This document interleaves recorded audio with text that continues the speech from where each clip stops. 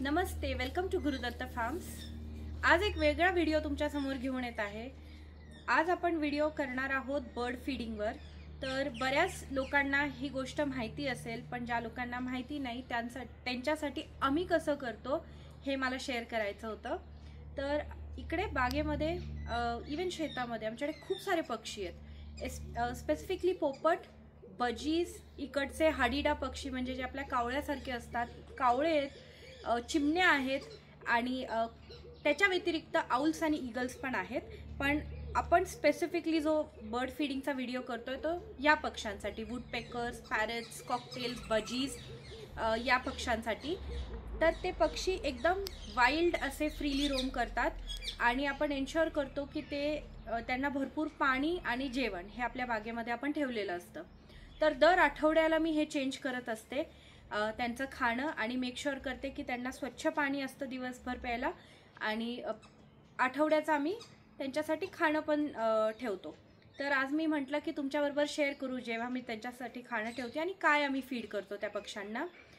मी व्हिडिओच्या नंतर एक क्लिप पण ॲड करेल, पोपट जेव्हा ह्या बर्ड फीडरमधून खात होतं, खूप खूप सुंदर दृश्य होतं ते। It's a act of kindness and पक्षी हे आपल्या इकोसिस्टमसाठी, स्पेसिफिकली फार्मिंगसाठी खूप इम्पॉर्टंट असतात, पॉलिनेशनसाठी। आणि इथे थंडी असल्या कारणामुळे झाडांना फुलं नाही आहेत, फळं नाही आहेत, तर आम्ही मेक शुअर करतो की त्यांना अन्न भरपूर असावं। तुम्ही ऐकू शकता काही पक्षी आहेत इथे, तर किलबिलाट असतो आणि खूप छान वाटतं त्यासाठी। तर सर्वप्रथम आम्ही जे घेत आहोत आता, हे पोपटासाठी मी तयार करते। तर हे आपण शेतामध्ये लावलेले बीन्स होते, पावटे होते, तर ते पावटे सोलले ना, तर ते सुकलेले पावटे सुद्धा पक्ष्यांना खूप आवडतात। तर मी खास त्यांच्यासाठी घेऊन आले होते, तर आता मी सोलून टाकते ते। आणि हे आपण आधी सुरुवातीला पोपटासाठी बनवतोय। तर पोपटासाठी आम्ही काय मिक्स करतो, तर सनफ्लावर सीड्स आणि हे बीन्स हे आता मी मिक्सचर करून ठेवणार आहे। मागच्या आठवड्यात मी शेंगा ठेवल्या होत्या, तर ऑल्टरनेट करत जातो आम्ही, कधी शेंगा, कधी सनफ्लावर सीड्स, कधी बीन्स, जे अवेलेबिलिटी आहे त्याप्रमाणे आपण करतो। तर आता ह्या शेंगा मी थोड्याशा पील करून घेते।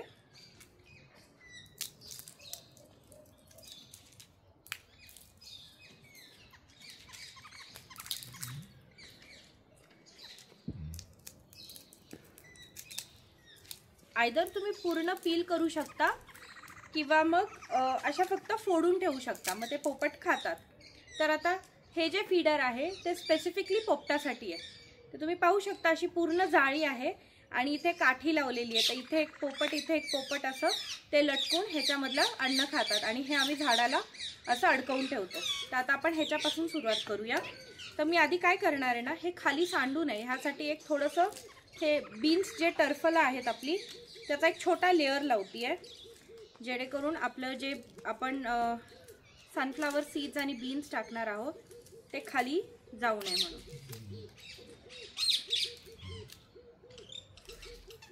आणि त्याच्यानंतर हे मिक्सचर जे आहे ते मी याच्यामध्ये भरून घेते।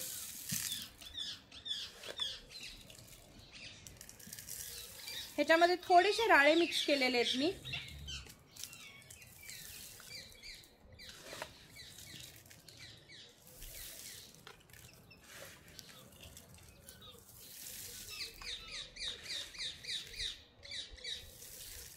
ऐकू शकता किलबिलाट चाललाय पक्ष्यांचा, त्यांनाही कदाचित कळालं असेल, त्यांच्यासाठी जेवण पॅक करतोय आपण। तर हे एवढं मी फिल करते, थोडं अजून।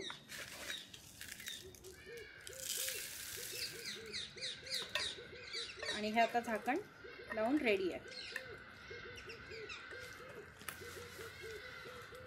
तर आता हे जे झाड आहे माझ्या मागे, बोगनवेलचं झाड आहे, खूप आवडतं पोपटांना। इथे ते येतात, इथे खाली आम्ही पाणी सुद्धा त्यांना ठेवलेलं आहे। इथे आणखीन एक फीडर आहे, तर मी हे पोपटाचं ह्या इकडच्या बोगनवेलला अटकवणार आहे। त्यांना माहिती आहे ही जागा, त्यामुळे शक्यतो आम्ही जागा चेंज करत नाही, कारण की पक्ष्यांना माहिती आहे इथे आपल्याला अन्न मिळतं। तर मी इथे ऑलरेडी एक हुक आहे आमच्याकडे इथे अडकवलेलं, तर मी ते फक्त ह्याच्यामध्ये लावून ठेवते। इथे आणखीन एक फीडर आहे, तर हे आम्ही तयार केलेलं फीडर आहे, तुम्ही पाहू शकता। ही बाटली आहे आणि ह्या बाटलीला मी हे काढते आणि मग तुम्हाला दाखवते। हे फीडर सुद्धा घरीच बनवलेलं आहे। ही एक कोको कोलाची बॉटल आहे आणि ज्याला इथे असं थोडंसं डेकोरेशन आम्ही केलेलं आहे आणि त्याला हे 3 होल्स आपण केलेले आहेत आणि त्याच्यामध्ये 3 कोकच्या 1 लिटर बॉटल्स आहेत, त्याचे फक्त जे पुढचे तोंड आहेत ते कट करून लावलेले आहेत। तर इथे आपण धान्य फिल करतो, मी तुम्हाला दाखवते ओपन करून। इथे ऑलरेडी मी फिल करून ठेवलेलं होतं।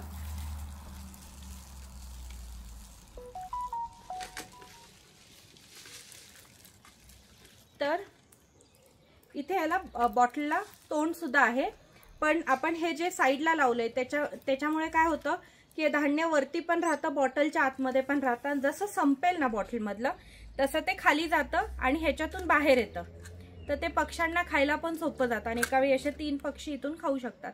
तर हे अजून एक प्रकारचं फीडर आहे आपल्याकडे।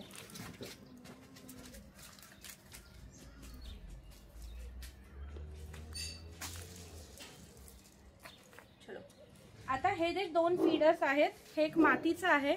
आपण हे फीडर जे आहे ते आपण बर्ड हाऊस मध्ये लावणार आहोत। आमच्याकडे एक छोटंसं बर्ड हाऊस पण आहे, मी ते तुम्हाला दाखवते। उंचावर ठेवलंय कारण की कुत्रे असतात, तर पक्ष्यांना कमीत कमी त्रास व्हावा हीच आमची इच्छा असते। कधी खाली पक्षी आले तर कुत्री त्यांना पळवून लावतात, तर त्याच्यासाठी वरती खाणं ठेवलं त्यांना की मग ते पण एकदम आरामात खाऊ शकतात।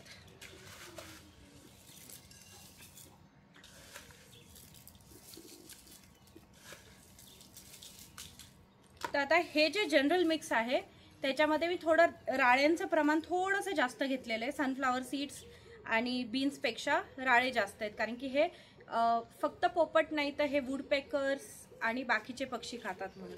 तर आता मी तुम्हाला हे आमच्या बर्ड हाऊसमध्ये ठेवून दाखवते। हे सुंदरसं आम्ही बर्ड हाऊस केलेलं आहे आणि त्याच्या भोवती असं एक छोटंसं झाड आहे, त्याला आम्ही राऊंड असा शेप दिलेला आहे जेणेकरून हे नॅचरल वाटावं।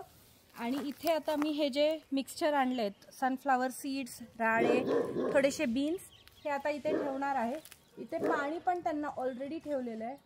आता हे लास्ट वीकचं खाणं आहे, ते ऑलमोस्ट संपलेलं आहे, थोडंसंच राहिलं होतं तर ते रिफिल आम्ही केलं होतं, पण आता ह्या वीकचं पुन्हा ठेवलंय। तर आता हे मी मिक्स करेल त्याच्यामध्ये। तर इथे पण तुम्ही पाहू शकता, इथे पण असं पक्ष्यांना बसायला वगैरे असे छान लाकडाचे हे केलेले आहेत।